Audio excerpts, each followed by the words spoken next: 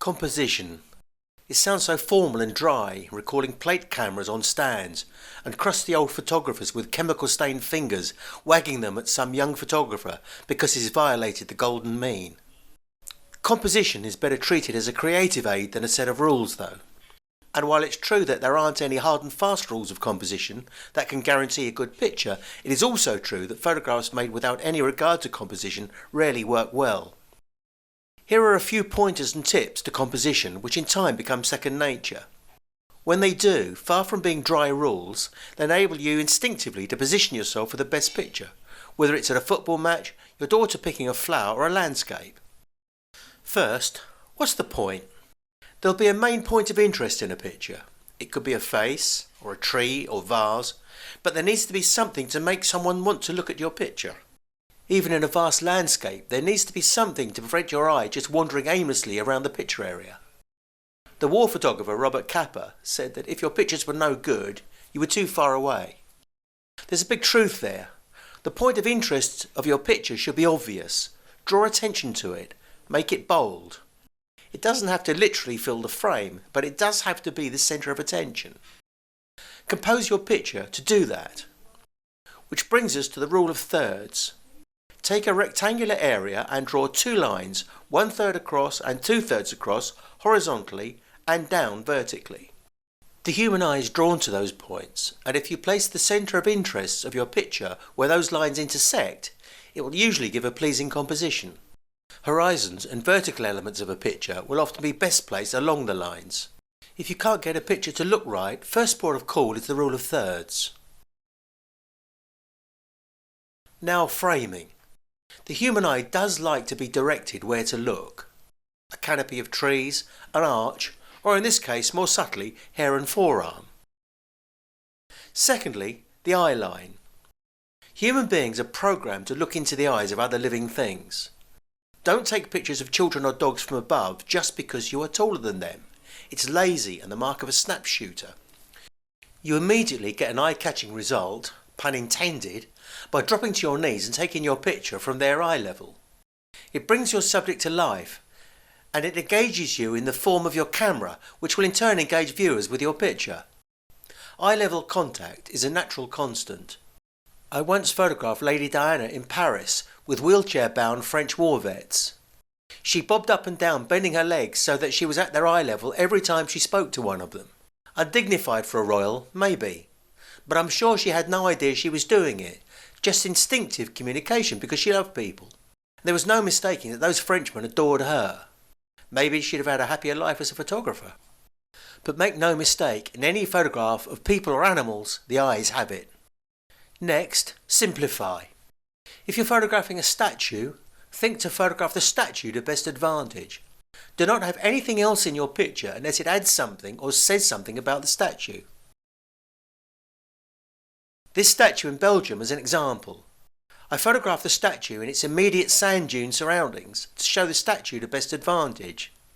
Now I include a block of flats, but only to say that the statue, while snigger-making by Anglo-Saxon standards, is typically matter-of-fact by continental standards, so much so that it can be placed in full view of a block of flats without offence. Keep in mind that every element in a picture should be there because you want it there. A painter won't include unnecessary objects in his painting, and the photographer should aim to do the same. One of the biggest differences between visual and non-visual people is that non-visuals feel that the more things you have in a picture, the better. You like what is in front of you, so show it all. The visually literate know that you often show something better by photographing essential elements of it. The part sums up the whole. For example, you will commonly hear that wide-angle lenses are best for landscape. They aren't. They can tend to diminish it by making it look far away. There is no best. Often a short telephoto will be better. The best lens for anything is simply the one that shows what you want to be seen. Following from this, another way to simplify is selective focus. There's nothing so compositionally destructive as a busy or distracting background. That's where a high-speed prime lens comes into its own. Open it up and your background tidies up straight away. Next, colour. Bright colours, particularly reds, attract the eye. In the right places, bright colours are fun, vibrant and exciting. Unfortunately, they are also fun, vibrant and exciting in the wrong places. A portrait of someone with a bright red poster in the background is actually a picture of a bright red background with someone happening to stand in front of it. Burned out, overexposed white areas are distracting too, as well as ugly. The only answer to poles from heads and distracting colours is vigilance. Be aware and look for them, but even the best of us miss them sometimes. Next, lead the eye into a picture. The brain finds it disturbing to have something looking out of or a car driving out of a picture. If a car is moving left to right in the frame, leave it room to notionally move into. Ditto a person. If they are looking to the left, leave space to the left for them to look into. This is a rule that is often broken to good effect. Someone looking out of the frame can give a disturbing air to a picture. Now, perspective. It is a powerful compositional tool. You can change the size of your subject in relation to its surroundings by skilled use of lenses. If you have prime lenses, view through them in turn and see how different your picture looks if you move in and out to keep the subject size the same. With a zoom, don't be lazy and hose it around to save moving your legs. Think of a 14 to 42mm standard zoom as a lens with 3 focal lengths in one. Set it to 14mm and fill the frame. Set it to 25mm and move back. Set it to 42mm and move back further.